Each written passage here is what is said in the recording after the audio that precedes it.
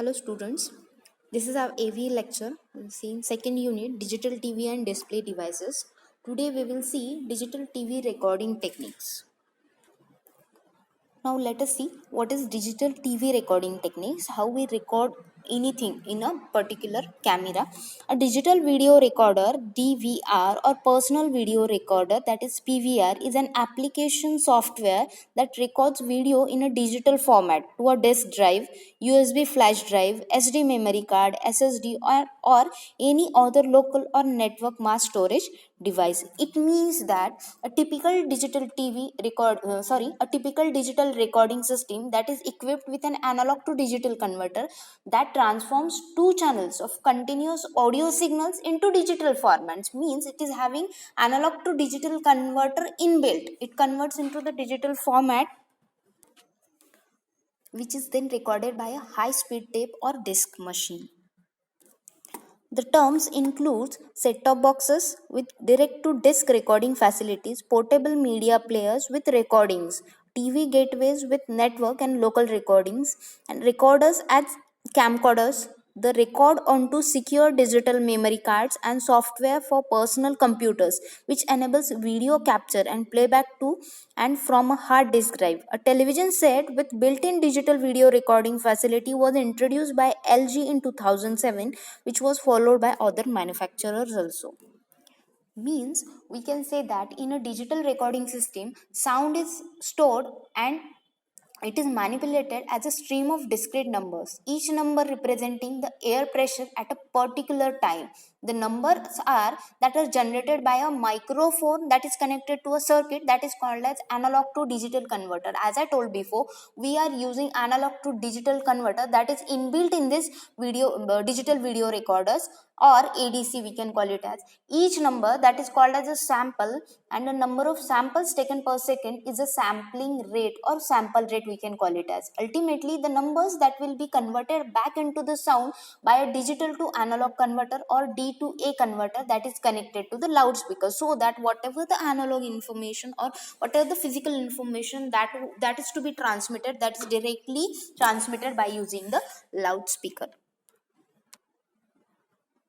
We can say that the benefits of being digital or benefits of digital recording techniques are, one may wonder about the point of all that if it turns out the digital system is more complex than the equivalent analog circuit. The digital circuit that are complex, but very few of the component that must be very precise. Most of the circuitry that responds to the present or absence of the current. Improving performance is usually only a matter of increasing the word size or the sample rate, which is achieved by duplicating the elements of the circuit. Now it can be possible to build an analog circuit that match digital performance level, but they are very expensive. Means whatever the digital circuit we are having, whatever the output of that digital circuit, we can form that output of the digital circuit by using the analog circuitry. But we have to but the circuitry that will be complex and that will be very costly, and it will be very expensive, and it will require a constant maintenance. The bottom line is that good digital systems are cheaper than good analog systems. Means digital devices that usually require less maintenance than analog equipment. The electrical characteristics of most circuit elements that change with the time and the temperature, the minor change that slowly degrades the performance of the analog circuit. Now we can say that digital components that either work or don't work, and it is much easier to find a chip that has failed entirely than one of its merely 10% of the specifications. Now many analog system that are mechanical in nature and simple wear can soon cause a problem. Digital systems that have few moving parts, and such parts are usually designed so that little vibration or speed vibration is not very important. In addition, we can say that digitally encoded information that is more durable than the analog information, again because circuits are responding only to the presence or absence of something rather than to the precise characteristics of anything. As you can see that a possible design, that is digital system, to that digital system, so that they can actually reconstruct the missing or incorrect data in the digital system. We cannot do that in analog system.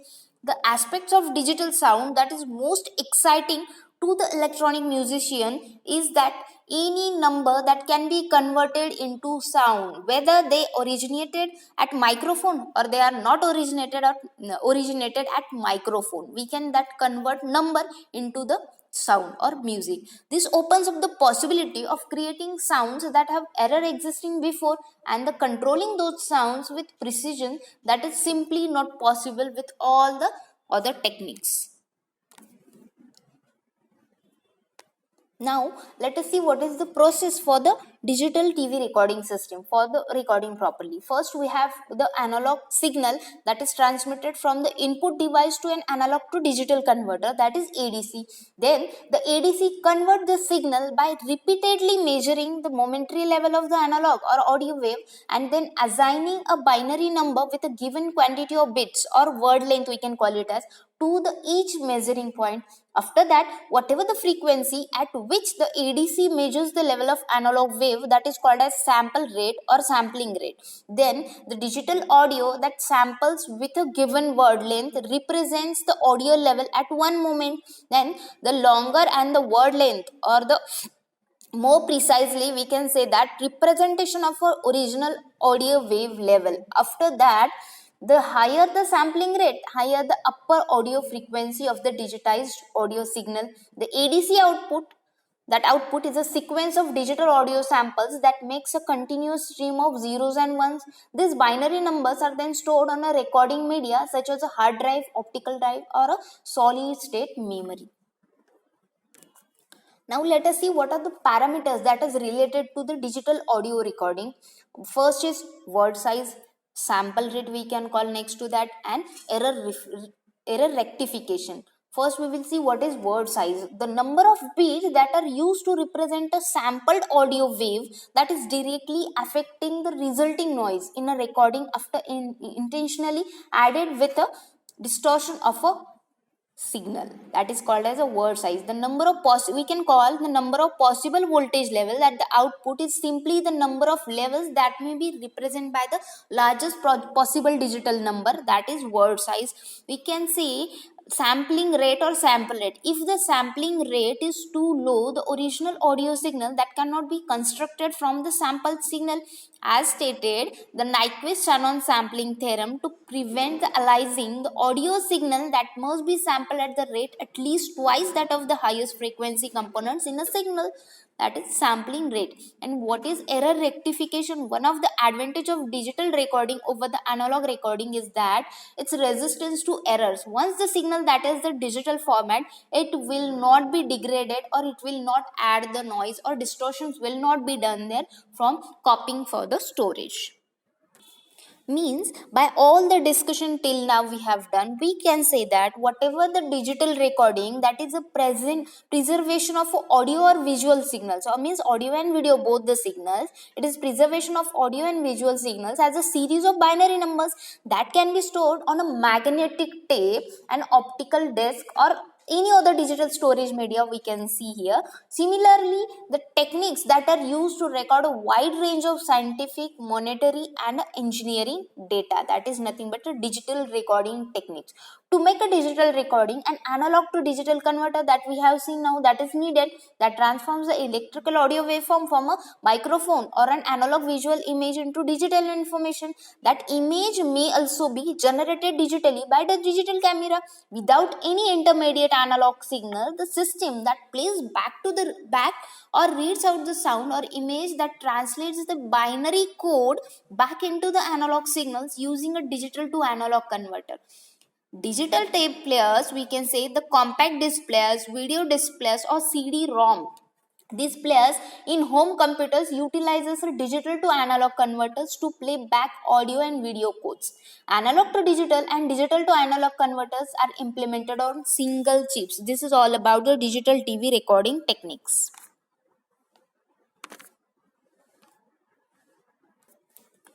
These are all the display devices that are used for visual presentation of information. Means whatever the information that is being stored, the video of that information or visuals of that information, that can be shown by using the different devices, and we can see analog display devices, that is cathode ray tube. We have seen cathode ray tube in a television set, that is backside the screen of your television set. Oscilloscope tubes or TV CRTs, they are cathode ray tubes. And in digital display devices we can see LEDs, that is light emitting diodes displays, including OLEDs, VF, that is vacuum fluorescent displays, LCD liquid crystal displays, Nixie tube displays, and PDPs, that is plasma display panels, are also there in digital display devices. In others, electronic papers using principles of nanoelectronics, that is nano crystals, we can that are generated or that is developed, and laser TVs also. Now let us see in detail different display devices. These are some of the display devices. We will see each and every display device in detail. First of all, we will see OLED display device. OLED nothing but organic light emitting diodes.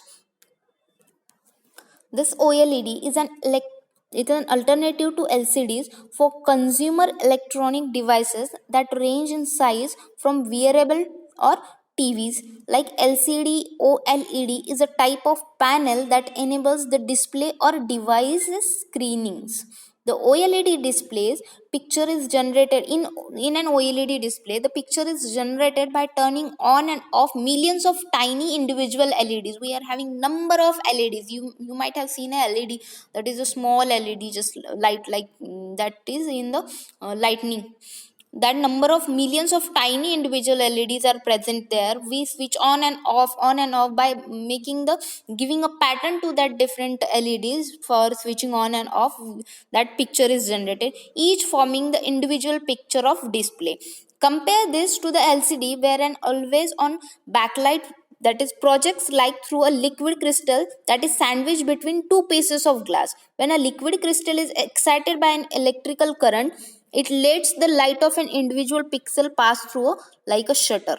Means light that is projected through a liquid crystal display and it is sandwiched between the two pieces of glass. Means there are two pieces of glass, and in between the two pieces of glass there is a liquid crystal display. That liquid crystal display is excited by using the electrical current, that is it lets the light of an individual pixel pass through the shutter. These organic light emitting diodes or OLED devices are monolithic solid state devices that typically consist of series of organic thin films that are sandwiched between the two thin film conductive electrodes. When electricity that is applied to an OLED under the influence of electrical field, that charge carriers or holes or electrons that migrates from the electrodes into the organic thin film until they are recombining in the emission zone, that are forming the excitones. Once excitones are formed, these excitones are excited states relaxes or lowers the energy level by giving off light or unwanted heat. The basic of OLED cell structure that consists of stack of thin organic layer that is sandwiched between conducting anode and conducting cathode. Breakdown of an OLED structure, where the substrate that can be plastic, glass or metal foil, foundation of OLED, anode that may or may not be transparent depending on the type of OLED, positively charged to inject holes into the organic layers that makes up the OLED device. Then the hole injection layer that deposits on top of the anode. This layer receives the holes from the anode and injects then deeper into the devices. Then hole transport layer, that layer supports the transport of holes across it so that they can reach the emission layer. You can see all these terms in the diagram as shown. We have seen OLED substrate, then anode layer, then we have seen hole injection layer, that is HIL, then HTL, hole transportation layer, then we will see emissive layer, the heart of the device and where the light is made. The emissive layer that consists of color defining emitter that doped into the host. This is the layer where the electrical energy is directly converted into the light. After that, blocking layer, we can see blocking layer, that is BL, that is commonly used to improve OLED technology by conforming electrons to the emissive layer. After that, electron transport layer, ETL, that support the transports of the electrons across it so they can reach the emissive level, next emissive layer, sorry. And cathode, we can see after that, that is negatively charged to inject the electrons into the organic layer that makes up the LED device. This is nothing but the construction of LED, how that particular, sorry, LED, not LED, OLED, organic LED device. Here, to generate a red, green and blue light to render a full color image, as we need a full color image or number of colors that are the primary colors that is to be generated by that LEDs, there are two main approaches currently being used for that purpose. The first one is patterns that red, green and blue OLED subpixels in each pixel of display, means in each pixel of display there are red, green and blue OLED subpixels. By mixing these subpixels, there forms a one particular pattern of one particular pixels, and this is the generally a preferred approach for high resolution mobile displays. And the second approach that is being used is to produce a white light in every pixel and then use a color filter to make a red, green and blue subpixels. Means initially it is generating a white color or white pixel that is being generated in every pixel. Then it uses a color filter. By using that color filter, it makes the red, green and blue subpixels in that white pixel.